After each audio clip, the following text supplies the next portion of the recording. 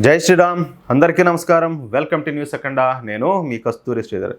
ఈ పంజాబ్లో కొంతమంది ఉంటారనమాట, పని పాఠాలని సవటమడా కొడుకులంతా. వీళ్ళు ఏం చేస్తారంటే ఈ రైతు ఉద్యమాలు అని చెప్పేది ఇంతింత లావు కార్లు, ఏది కోట్ల విలువ చేసే కార్లు, ఇంతింత ట్రాక్టర్లు అంతా కదా తీసుకొచ్చి పోయి ఆ ఢిల్లీలోను ఆడంటే ఆడ రోడ్లకు అడ్డం పెట్టేది ఇట్లాంటి పెద్ద పెద్ద పొరంబోకు పనులన్నీ చేస్తూ ఉంటారు. వాళ్ళకు సంబంధించిన ఇంకొక ఇంట్రెస్టింగ్ వార్త అయితే తీసుకొచ్చిన, దయచేసి ఈ వీడియోని ఎక్కడ స్కిప్లు కొట్టకుండా వీడియో అంతా జాగ్రత్తగా చూడాలని చెప్పి సవినయంగా వేడుకుంటా ఉన్నా. అదేం చిత్రమో కానీ దేశంలో మోడీ ప్రభుత్వం ఎప్పుడు ఎక్కడ ఎటువంటి నిర్ణయం తీసుకున్నా కూడా దాన్ని వ్యతిరేకిస్తూ ఈ విషయం మీద ఫేక్ ఉద్యమాలు నడపడానికి ఈ పంజాబ్ రైతులు రెడీగా ఉంటారు. ఎప్పుడెప్పుడు కేంద్ర ప్రభుత్వం ఏ నిర్ణయం తీసుకుంటుందా అని చెప్పేసి ఈ పంజాబ్ రైతులు అయితే ఎదురు చూస్తూ ఉంటారు.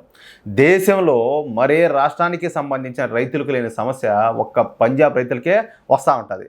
దాన్ని బట్టి మీరు అర్థం చేసుకోండి. అంటే వీళ్ళు రైతు ఉద్యమాలు చేస్తున్నారా, మోడీ ప్రభుత్వానికి వ్యతిరేకంగా పనిచేస్తున్నారా అనేది. వాళ్ళు మీకు తెలుసు కదా, ఎప్పుడైతే ఆమ్ ఆద్మీ పార్టీ అధినేత ఎవడో ఈ కేజ్రీవాల్ ఉన్నాడు కదా, బొకాడా, ఈ బొకాడాని దవ్వకపోయి ఎప్పుడైతే ఆ లెక్కర్ స్కామ్లో లోపల దొబ్బినారో అప్పటాంచి ఈ రైతు ఉద్యమాలన్నీ తగ్గినాయన్నమాట. కానీ మనకు వచ్చిన ఇన్ఫర్మేషన్ ఏంటంటే ఈ జార్జ్ సోరోస్ అనేవాడు మీకు తెలుసు కదా, ఓడి ఆధ్వర్యంలో మళ్ళీ వచ్చేసి ఆ డైరెక్షన్ వాడిని తీసుకుపోయి లోపల వేసినారు.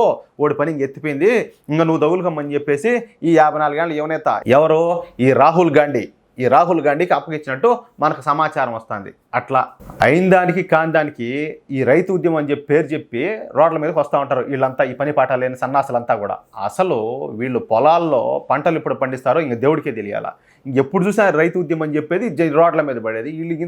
వీళ్ళు రైతులా కాదనేది నేను చెప్పేదానికంటే మీకే బాగా తెలుసు. పంజాబ్ రైతులు తమ పోరాటాన్ని ప్రభుత్వం మీద చేయరు, ఏది వాళ్ళ రాష్ట్ర ప్రభుత్వం మీద చేయరు. వాళ్ళ ఉద్యమాలన్నీ కూడా ఏంటంటే మోడీ ప్రభుత్వం మీదనే జరుగుతూ ఉంటాయి. దాన్ని బట్టి మీరు అర్థం చేసుకోవచ్చు. అయితే మొన్న ఈ మధ్య ఈ పంజాబ్ రైతులు తమ పంటలకు మళ్ళా గిట్టుబాటు ధరలు కల్పించాలని చెప్పి, లేదంటే ఢిల్లీని అయితే దిగ్బంధనం చేస్తామని కేంద్ర ప్రభుత్వాన్ని హెచ్చరించినారు. వార్నింగులు, నాయనా ఇలా వార్నింగులు సాధ్యపడే కథలు కాదు ఇలా. అంతేకాకుండా ప్రతిపక్షాల సాయం తీసుకుని పార్లమెంట్ను ఏకంగా ముట్టడిస్తామని చెప్పి కూడా హెచ్చరికలు జారీ చేశారు. ఆటలు అయిపోయింది, ఏది పార్లమెంట్ అన్నా దేశం అన్నా ఆటలు అయిపోయిందియా. ప్రతి లేచినోడల్లా పోయి మేము పార్లమెంట్ను ముట్టడిస్తామంటే మీరు గతంలో కూడా చూసినారు. ఏది నరేంద్ర మోడీ గారు పంజాబ్ పర్యటనలో ఉన్నప్పుడు ఆయన రోడ్డు మీదనే బ్లాక్ చేశారు వీళ్ళంతా కూడా. ఏది ఇదే ఫేక్ రైతు ఉద్యమాల పేరు చెప్పి ఏం చేస్తే తప్పు ఉంటుంది వీళ్ళను. దీంతో అదే పంజాబ్కు సంబంధించిన కేంద్ర మంత్రి, ఈయన పేరు వచ్చేసి రవ్నీత్ సింగ్ బిట్టు, ఆయన రంగంలో దిగినారు. ఆయన పంజాబ్లో ఒక మంచి పేరు మోసిన లీడర్ అన్నమాట, మంచి పవర్ఫుల్ లీడర్. ఆయన ఏంటంటే ఈ పంజాబ్ రైతు ఉద్యమం గురించి మాట్లాడుతూ, నిజమైన పంజాబ్ రైతులకు ఉద్యమాలు చేసే అలవాటు లేదు అంటే దాని అర్థం ఏంది, వీళ్ళంతా అవులేగాళ్ళు, వీళ్ళంతా లంగాగాళ్ళు, వీళ్ళంతా లఫంగగాళ్ళు, ఈ కాంగ్రెస్ పార్టీలకు వాళ్ళ తోక పార్టీలకు వాళ్ళందరికీ వీళ్ళంతా తొత్తులు బానిసలని చెప్పి దానికి అర్థం అన్నమాట. ఆడ నిజమైన రైతులకైతే అంత తీరిక లేదు. కాబట్టి ఏంటంటే వాళ్ళు తమ పొలాల్లో పంటలు పండించడంలో వాళ్ళు బిజీగా ఉన్నారు, ఎవరు నిజమైన రైతులు. కానీ విదేశాల్లో ఉండేటువంటి కొందరు పెత్తందారులు పెద్ద ఎత్తున ఎవరు ఈ లంగగాళ్లకు లఫంగాళ్లకు ఫండింగ్ చేస్తూ పంజాబ్లో ఏంటంటే ఈ ఫేక్ రైతు ఉద్యమాలను అయితే నడిపిస్తూ ఉన్నారు. నిజమైన రైతులు ఎప్పుడు కూడా విధ్వంసాన్ని అయితే కోరుకోరు. రైతులు ఎప్పుడు కూడా ప్రజల్ని ఇబ్బందులు పాలు చేయాలని చెప్పేసి కోరుకోరు. నిజమే, అది వాస్తవమే కదా.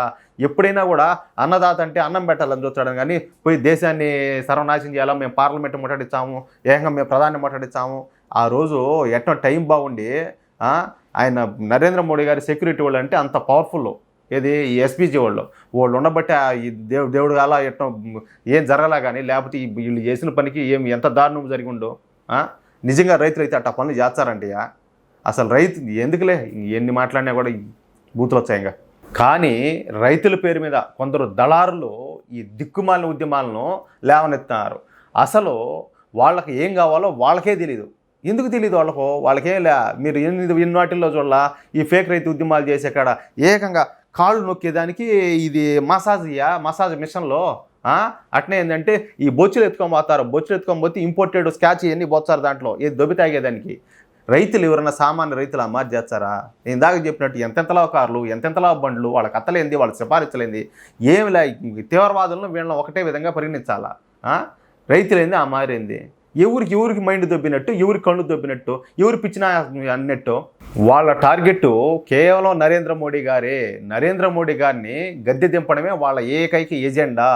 పంజాబ్లో జరుగుతున్న ఈ ఫేక్ రైతు ఉద్యమాల మూలంగా పంజాబ్లో ఇప్పటికే 7 కేంద్ర ప్రాజెక్టులు అయితే అర్ధాంతరంగా ఆపేయాల్సి వచ్చింది.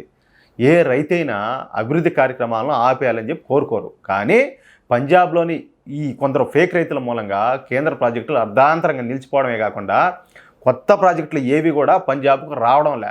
ఇక పంజాబ్లోని ఆమ్ ఆద్మీ ప్రభుత్వం గురించి ఎంత తక్కువ మాట్లాడుకుంటే అంత మంచిది.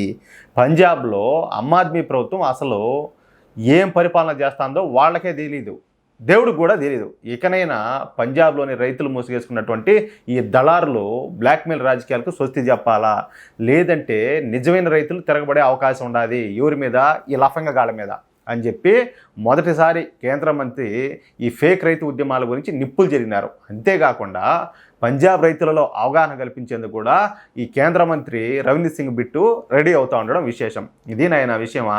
ఇక్కడ ఫేక్ వాళ్లకు అసలు వాళ్ళకు ఉండే తేడా అది. ఓల్డ్ ఇప్పుడు మన కళ్ళతో మీకు తెలీదా రైతులు అంటే ఎట్టుంటారా? ఎంతసేపు నిద్రలేసిన టైం నిద్రపోయేదాకా ఓళ్ళు శాలల్లో వాళ్ళ సేద్యాలు వాళ్ళ ఏందో వాళ్ళ బాధలు ఏందో వాళ్ళ కష్టాలు ఏందో అట్టబోతా అంటారు. వీళ్ళు ఎవరు స్వామి రైతులు అని చెప్పి పేరు పెట్టింది అడ్డమైన సన్నాసులకు అందరికి కూడాను. సంవత్సరాల తరబడి ఇళ్ళు కనీసము కొద్ది రోజులు సేలు చెట్లు వదిలిపెట్టాలంటే రైతుకు పానం ఒప్పదు. ఒక తండ్రికి కదా, తల్లిదండ్రులు కదా ఎట్లా బిడ్డలను అయితే వదిలిపెట్టాలంటే ఎట్టయితే పానం ఓర్చుకోదో ఆ మాదిరిగా భూములు వదిలిపెట్టాలంటే పానం తరక్కపోతుంది. ఎవరినైనా గిడ్డంతా బలిచిపోతుంది, చెట్లన్నీ పెరిగిపోతాయి, ఎట్లా మారి అని చెప్పేసి కనీసం నెల రోజులైనా సేను కుటుంబానికైనా దూరంగా ఉండగలుగుతారేమో, కానీ రైతు అనేవాడు సేనుకి దూరంగా ఉండలేడు. వీళ్ళు ఏందని బట్టి నెల తరబడి ఆ వారు అడక దొబ్బుతూ ఉంటారు. వాళ్ళు వేస్తామంటే దాన్ని ఎరక్తంట ఆ వారు బతుకుతూ ఉంటారు. వీళ్ళంటే ఆ రైతుల. ఈ వీడియోపై మీ యొక్క అమూల్యమైన అభిప్రాయాలను దయచేసి ప్రతి ఒక్కరు కూడా ఖచ్చితంగా కామెంట్ రూపంలో తెలియజేయాలని చెప్పి కోరుకుంటూ, అలాగే ఈ వీడియో నచ్చితే లైక్ చేయడంతో పాటు దయచేసి ప్రతి ఒక్కరు కూడా మీకు ఎంతమందికి వీలైతే అంతమందికి షేర్ చేయండి. ఈ లఫంగగాళ్ళ గురించి, లంగాగాళ్ళ గురించి, డకోటాగాళ్ళ గురించి అందరికీ తెలియాలా. ఎవరు రియల్ ఎవరు ఫేక్ అనేది ప్రతి ఒక్కరికి తెలియాలా. అసలు రైతు ఉద్యమాలు, నిజమైన రైతు ఉద్యమాలు ఎక్కడ జరుగుతున్నాయి ఏంది అనేది అది కూడా తెలుసుకోవాలి జనాలందరూ కూడా. కాబట్టి మీకు ఎంతమందికి వీలైతే అంతమందికి షేర్ చేయండి. అట్లాగే ఇంతవరకు నాయన మహానుభావులారా, అక్కలారా, అన్నలారా, స్వామి తల్లి ఎవరైనా ఇంతవరకు మన ఛానల్ సబ్స్క్రైబ్ చేసుకోకపోతే ఈ వీడియో చూసేవాళ్ళు దయచేసి ప్రతి ఒక్కరు కూడా మన ఛానల్ అయితే సబ్స్క్రైబ్ చేసుకోండి. మేము అందించి ఇటువంటి ఎన్నో ఇంట్రెస్టింగ్ వార్తలను ఎప్పటికప్పుడు పొందడం కోసం తప్పనిసరిగా బెల్ సింబల్ ఒకటి ఉంటుంది, అది నొక్కినారంటే మేము వీడియో చేసినప్పుడల్లా మీకు నోటిఫికేషన్ వస్తుంది. ఒకవేళ ఏదైనా డబ్బుచిక్కు ఏదైనా జరిగి మీకు నోటిఫికేషన్ రాకపోయినప్పటికీ కూడా దయచేసి ఇలాంటి వార్తలు మేము ప్రతిరోజు కూడా అందించేదానికి మేము ప్రయత్నం చేస్తూనే ఉంటాం. కాబట్టి సెర్చ్ బార్లో న్యూస్ అఖండ అని చెప్పి సెర్చ్ చేసైనా కూడా మా వీడియోలు చూడాలని చెప్పి మమ్మల్ని ఆదరించాలని చెప్పి మమ్మల్ని అందరినీ సవినయంగా వేడుకుంటా ఉన్నా. సపోర్ట్ చేయండి ప్లీజ్. జై శ్రీరామ్.